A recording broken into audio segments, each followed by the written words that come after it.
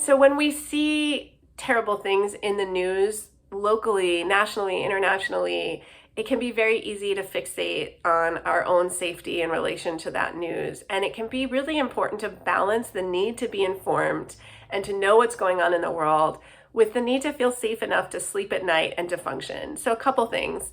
One thing is, if your kid is perseverating on some specific news, think about anything that they can do to help those who were targeted, if we're talking about violence, or help survivors, or anything that they can do in your own community. So if your kid is, for example, focusing on school shootings, or mass shootings in general, do you want to find a way to support Moms Demand or Everytown or another organization that addresses this kind of violence?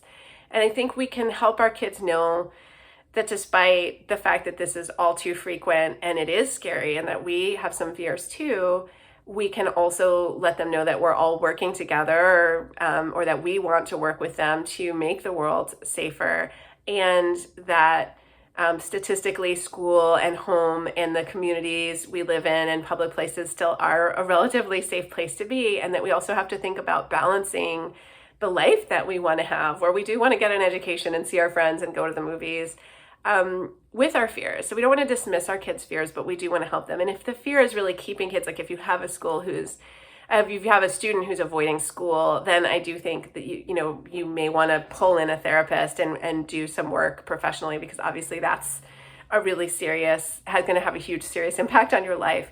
But if your kid is dealing with navigating fear after an incident and is perseverating on watching footage, it is important that they get away from watching footage from survivors, footage from the news, that kind of thing. And we really need to let kids know that can traumatize and re-traumatize us, even as it's sometimes desensitizing us. And neither of those are desirable outcomes. We don't want to be re-traumatized or traumatized, and we don't want to be desensitized. If we're looking at things like videos of civilians being killed by police, the same thing, like that person who is now dead, like the best way to honor their death is not necessarily watching the video. And in fact, it's going to traumatize us to watch the video, and it's not going to help us take action. So here are some ways we want to take action. Here are some ways we want to get involved in organizations, or this is an action that we want to attend as a family.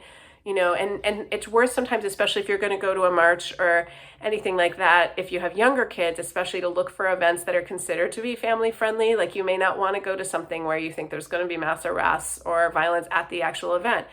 If you have a teenager and they're going to go to an event like that, if they're getting involved in that kind of activism, then it may be important for them to go to a safety class beforehand. And activist organizations often give safety classes about, like, what do you do? What are your rights? What can you say if you are being arrested? And I think a lot of us are like, I don't want to think about that. But I think these are questions to ask and to support our kids if they're in that situation.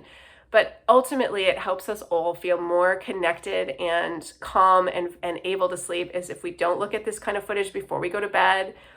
The most violent footage, we don't want to look at it at all, but we don't want to even be taking in like news, like reading articles or anything about this kind of stuff right before bed. We want to make sure that by bedtime we're transitioning to reading, comforting books, fiction maybe, listening to a favorite podcast about a topic that's not the news, and that we take that we take action and connect with others in relation to the news, and we don't engage in either like rage posting or just, kind of stoking our own fears by watching again and again and again. And these are conversations to have with kids.